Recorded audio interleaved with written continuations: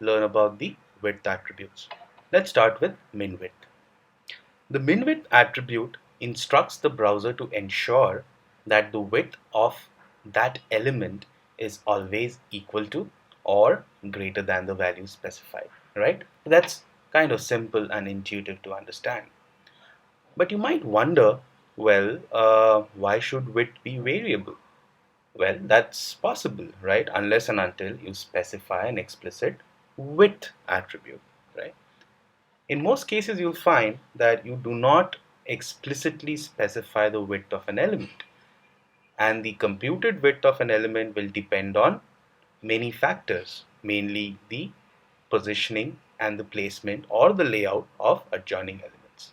So in such cases, if you want the width of an element to be at least a minimum value, then that's where the min width attribute comes in handy. As a corollary, if you specify a width attribute, then the min width value becomes redundant. The max width attribute is similar in effect, the only difference being that the browser ensures that the width of an element does not exceed the max width value specified. Alright, now let's move on to the width attribute. So let me specify a width value for the change me div. Let me call it 200 pixels. Let's save this and hit preview. Okay, so there you see that the width of the change me div has been fixed at 200 pixels, which is the value that I specified. Now just like margin, you can also specify the width as a percentage number, right? And once again, just like margin and padding, this percentage is computed on the basis of the actual width of the containing element, right? Which in this case happens to be main page once again. So what the browser will do is that it will first compute the width of main page and then compute 20% of that and assign that as the width of the change me div. Okay, so we've saved this file. Now let us hit preview. So there you go. All right, so this is what turns out to be 20% of the width of main page. So once again, pretty simple. You can specify either pixel values or percentage values with width, and height follows the same logic. Now let us learn about something which is slightly more involved. Okay, now let's say we have the change me div and I shall assign it a width of 300 pixels, right? Now I shall include another div inside the change me div, okay, and I shall say the width of this div is 100%, right? And I shall add some content to this. Let's say we'll call this inside div, right?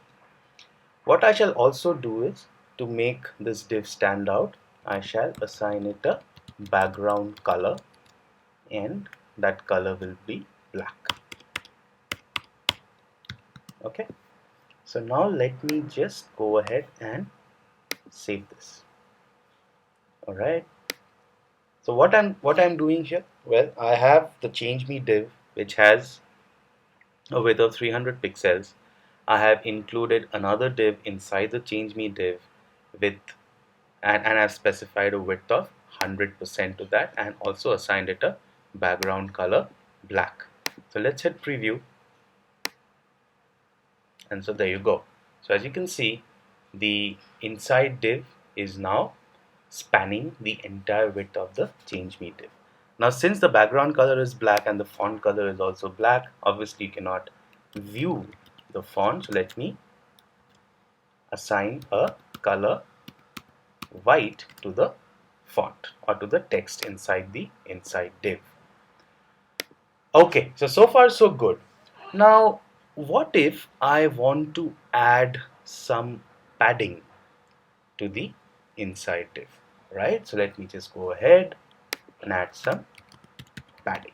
Okay, So let's say I want 5 pixel on the top and bottom edges, and I want 10 pixels on the side edges. Okay, so let's add that padding and save this.